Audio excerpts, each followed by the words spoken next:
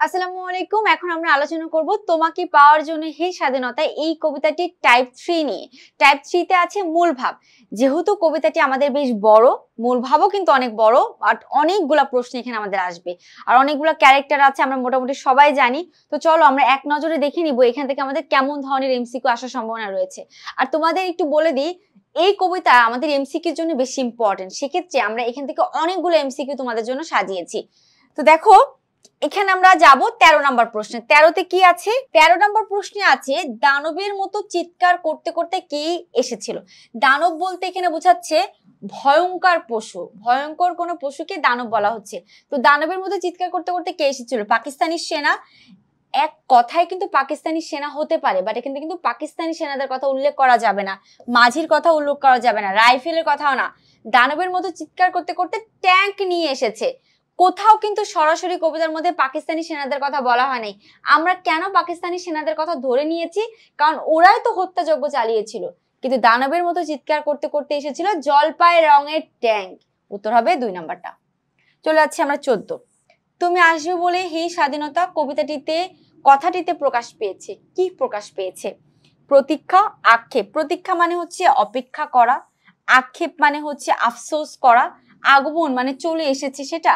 দেখো, তুমি আসবে বলে এই কথাটিতে প্রকাশ পেয়েছে প্রতীক্ষা মানে অপেক্ষা করছে এবং প্রত্যাশাও করছে, আশাও করছে। একসাথে আশাও আছে, একসাথে প্রত্যাশাও আছে, মানে অপেক্ষাও আছে।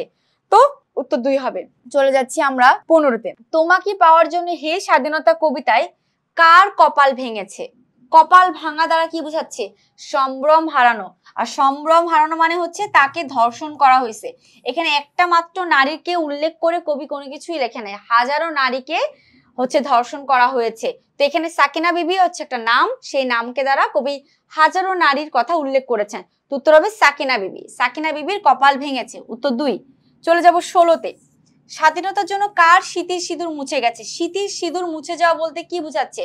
স্বামী মারা যাওয়া, তাই না? স্বামী মারা গেছে। তো হিন্দুদের মেয়েদের স্বামী মারা গেলে স্মৃতির সিঁদুর তারা মুছে ফেলে। কার স্বামী মারা গেছে? উত্তর হবে হরিদাসী। 16-র 3। চলে যাচ্ছি আমরা 17তে। তোমাকে পাওয়ার জন্য হে স্বাধীনতা কবিতায় শহরের বুকে জলপাই রঙের ট্যাঙ্ককে তুলনা করা হয়েছে কিসের সঙ্গে? দানবের সঙ্গে। প্রশ্নটা কিন্তু ইম্পর্টেন্ট, হ্যাঁ? আচ্ছা, এরপর আমরা আসবো 18তে। 18তে আছে শহরের ট্যাঙ্ক এলো দানবের মতো চিৎকার করতে করতে। উক্তিটি দ্বারা কি অর্থ বোঝানো হয়েছে? যুদ্ধের দামামা। দামামা মানে হচ্ছে ঢাকঢোল। ঢাকঢোল পিটিয়ে যুদ্ধকে কি আয়োজন করে ডাকা হচ্ছে? না। ধ্বংসযজ্ঞের বিভৎস মানে ধ্বংসযজ্ঞের খুবই খারাপ রহমান, মানে খারাপ যেই জিনিসগুলো আছে সেটা প্রকাশ পেয়েছে? না।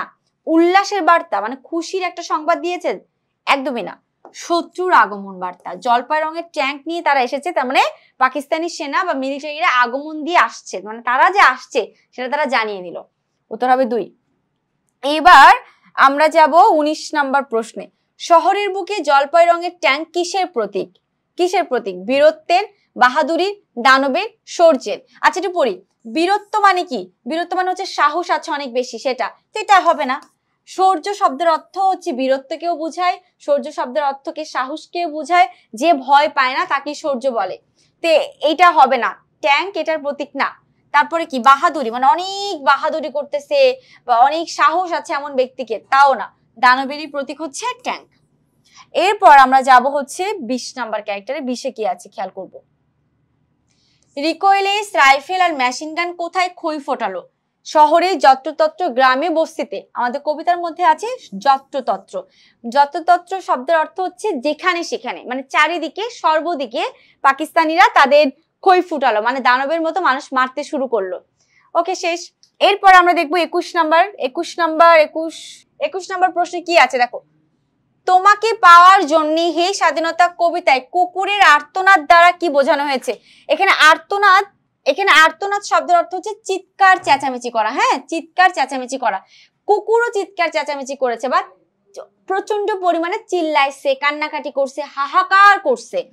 তো তোমাকে পাওয়ার জন্য এই স্বাধীনতা দ্বারা কুকুরের চিৎকার চেঁচামেচি দ্বারা কি বোঝানো হয়েছে? সতর্ক সংকেত না, কুকুর কিন্তু এখানে সতর্ক সংকেত দেয় না, এটা আসবে না। প্রাকৃতিক প্রতিবাদ, হানাদারদের প্রতি ঘৃণা। কুকুর তো অত কিছু বোঝে না, তো হানাদারদের প্রতি ঘৃণার কথা এখানে প্রবল ভাবে আসবে না।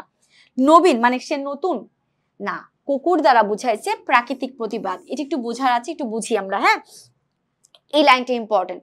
পাকিস্তানিরা যখন এক জায়গায় বোমা ফেলিয়েছে বা এক জায়গায় ধ্বংসযজ্ঞ চালিয়েছে, সেখানে মানুষের সাথে সাথে বোবা প্রাণীরাও তো থাকে, বিড়াল থাকে, কুকুর থাকে, গরু মহিষও থাকে। তো এমন ভাবে একটা এলাকা ধ্বংস করেছে পাকিস্তানিরা যেখানে পুরো একটা বাড়ি ভেঙে পড়েছে কুকুরের উপর। সেও বাঁচার জন্য চিৎকার করছে, আর্তনাদ করছে, এবং তার এই চিৎকার দ্বারা বুঝাচ্ছে সেও স্বাধীনতা চাচ্ছে, এবং যার কাছ থেকে সে কষ্ট পেয়েছে অটোমেটিক ভাবে তো তার প্রতি তার একটা ঘৃণা বা প্রতিবাদ চলে আসে। তো এইটা দ্বারা বুঝাইছে, কুকুর আর্তনাদ দ্বারা বুঝাইছে প্রাকৃতিক প্রতিবাদ, মানে প্রাকৃতিক ভাবে যে বোবা প্রাণীগুলা আছে তারাও স্বাধীনতার জন্য অপেক্ষা করছে এবং তারাও পাকিস্তানের বিরুদ্ধে কোনো প্রতিবাদী কথা বলেছে। এটাই হচ্ছে লাইন, উত্তর হবে 2 নাম্বার। চলে যাব আমরা আমাদের 22 নাম্বার প্রশ্নে। 22-এ কি আছে ভালো করে লক্ষ্য করব।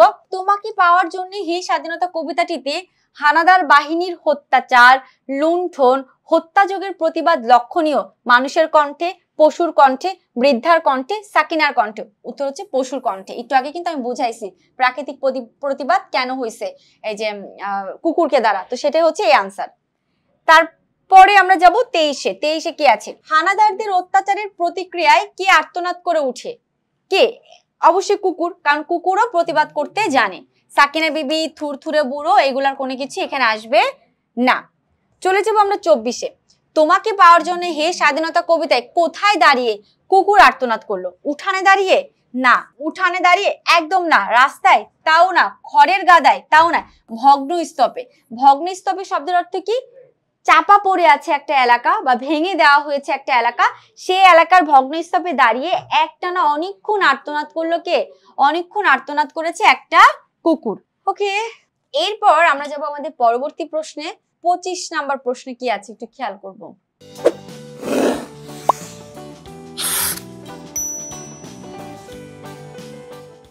হে স্বাধীনতা তোমাকে পাওয়ার জন্য আর কতবার ভাসতে হবে? কোথায়? রক্তগঙ্গায়। রক্তগঙ্গা শব্দের অর্থ হচ্ছে রক্তের নদী। রক্তের নদীতে স্বাধীনতা তোমাকে আর কতবার, মানে কবির প্রশ্ন হচ্ছে আর কত রক্ত দিলে তুমি আসবে, মানে প্রচুর মানুষ তো মারা টারা গেছে, তো কবিরও এটা কথা, আর কত রক্ত দিলে তুমি আসবে। গেল 25 নম্বর প্রশ্ন আমাদের। আসি 26-এ। তোমাকে পাওয়ার জন্য হে স্বাধীনতা কবিতায় স্বাধীনতা শব্দটি কতবার এসেছে? খুব ইম্পর্টেন্ট প্রশ্ন। 11 বার স্বাধীনতা শব্দটি ব্যবহার করা হয়েছে, মাথায় রাখবো, মুখস্থ করে ফেলবা। 27, তোমাকে পাওয়ার জন্য হে স্বাধীনতা কবিতায় কার চোখের নিচে অপরাহ্নে দুর্বল আলোর ঝিলিক? অপরাহ্ন মানে হচ্ছে বিকেল বেলা।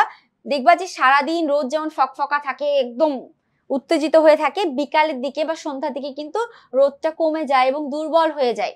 তো এখানে অপরাহ্ন মানে বিকেলের দুর্বল আলোর ঝিলিক কার চোখে পড়ছে?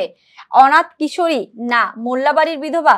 না। সাকিনা বিবি? না। থুরথুরে এক বুড়ো যে সারাটা জীবন মানে যুদ্ধ দেখে গেছে, অত্যাচার দেখে গেছে, সেও বিকেলবেলা বসে বসে চিন্তা করছে, সেও চায় দেশের স্বাধীনতা ফিরে আসুক, এজন্য তার বিকেলবেলায় চোখের নিচে একটা ঝিলিক পড়ছে। এটা হচ্ছে কারেক্ট আনসার। চলে যাব হচ্ছে আমরা 28-এ। স্বাধীনতাকে পাওয়ার জন্য থুরথুরে বুড়ো কোথায় বসে আছে? স্বাধীনতাকে পাওয়ার জন্য থুরথুরে বুড়ো কোথায় বসে আছে? দাওয়ায় বসে আছে। দাওয়া মানে কি? বারান্দা বা উঠানে বসে আছে থুরথুরে এক বুড়ো। গেল 29 নাম্বার প্রশ্ন। হাড্ডিসার এক অনাথ কিশোরী। হাড্ডিসার মানে হাড্ডি যুক্ত, হাড় আছে শরীরে, শরীরে কোনো মাংস নেই, একটা অনাথ কিশোরী, অনাথ মানে এতিম কিশোরী, কোথায় বসে আছে? দগ্ধ ঘরে। দগ্ধ মানে কি? পোড়া ঘরে? না। বাস্তব ভিটায় মানে একটা বসত ভিটায়? না। ভগ্নস্তূপে। ভগ্নস্তূপে মানে হচ্ছে একটা জায়গায় চাপা পড়ে আছে, সেই জায়গায়? না। পথের ধারে। এই প্রশ্নটা ইম্পর্টেন্ট। পথের ধারে হাড্ডিসার এক অনাথ কিশোরী বসে আছে, সে খাবার থালা মানে খালি প্লেট নিয়ে বসে আছে, সেও স্বাধীনতার জন্য অপেক্ষা করছে। তো 29-এর সঠিক উত্তর হচ্ছে আমাদের 2 নাম্বার। চলে যাব 30 নাম্বার প্রশ্নে। তোমাকে পাওয়ার জন্য হে স্বাধীনতা কবিতায় খাদ্য সংকটের সাথে সম্পর্ক রয়েছে কে? খাদ্য সংকট মানে খাবার পাচ্ছে না, সেটা কে আছে? থুরথুরে বুড়ো? না। মোল্লাবাড়ির বউ? না। তারপরে হরিদাসী? সেও না। উত্তর হচ্ছে অনাথ কিশোরী, কারণ অনাথ কিশোরী খাবার না পেয়ে পথের ধারে থালা নিয়ে বসে আছে। তো উত্তর হবে 4। চলে যাব আমরা 31-এ। তোমাকে পাওয়ার জন্য হে স্বাধীনতা কবিতায় মেঘনা নদীর দক্ষ মাঝিকে? খুব ইম্পর্টেন্ট প্রশ্ন, তোমরা নিজেরাই দেখো কতগুলা বোর্ডে আসছে, এর আগেও অনেকগুলা বোর্ডে আসছে, কিন্তু সেই বোর্ডগুলা এর আগে পিছে অনেক বোর্ডে আসছে, কিন্তু সেই বোর্ডগুলা খুব সুন্দর করে দেওয়া নাই বা আনে নাই, কিন্তু দেখো এটা অনেক ইম্পর্টেন্ট। দক্ষ মাঝি কে? সগির আলী, কেষ্ট দাস, মতলব মিয়া, রুস্তম শেখ। উত্তর হচ্ছে মতলব মিয়া।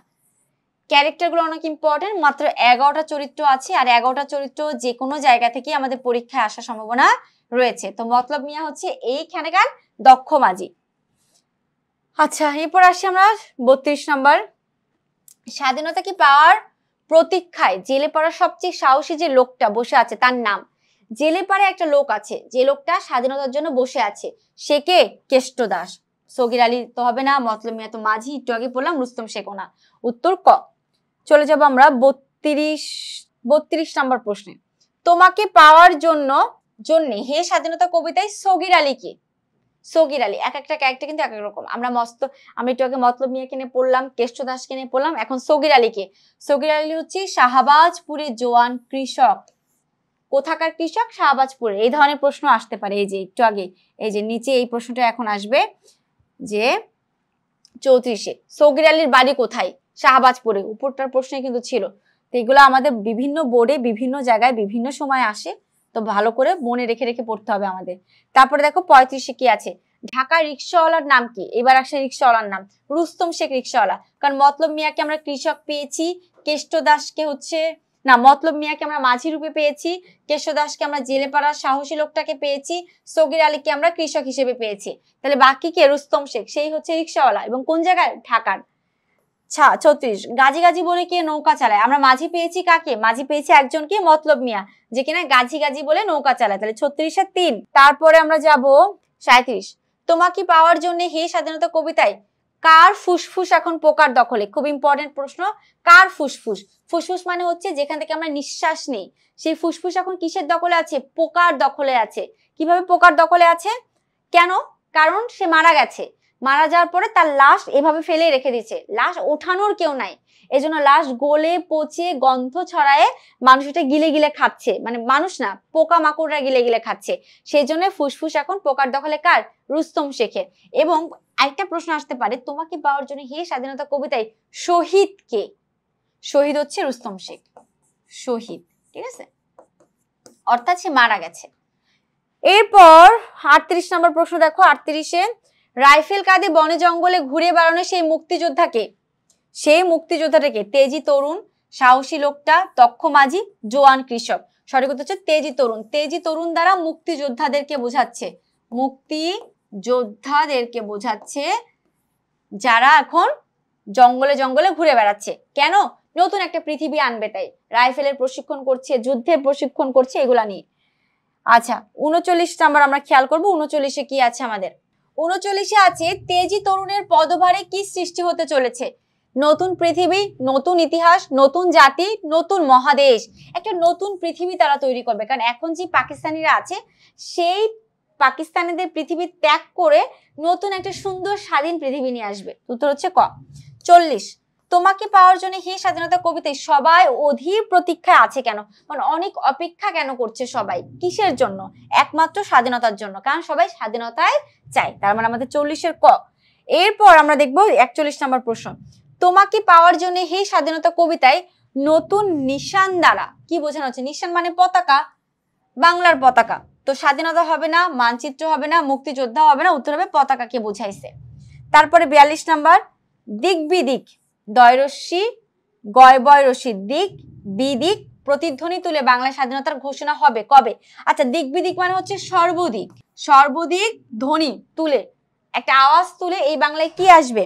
প্রাণবন্ত না, রক্তাক্ত তাও না, জ্বলন্ত বা চারপাশ কাঁপানো। দিক বিদিক এই বাংলায় নতুন নিশান উড়িয়ে বা নতুন পতাকা উড়িয়ে জ্বলন্ত ধ্বনি নিয়ে আসবে কি? স্বাধীনতা আসবে। তো এই ছিল হচ্ছে আমাদের মূল ভাব টাইপ 3 নিয়ে আলোচনার প্রশ্ন। আশা করি সকলে বুঝতে পেরেছো। নতুন টাইপ নিয়ে আমরা খুব দ্রুতই হাজির হব। এখন এখানেই শেষ করছি। আল্লাহ হাফেজ, আসসালামু আলাইকুম।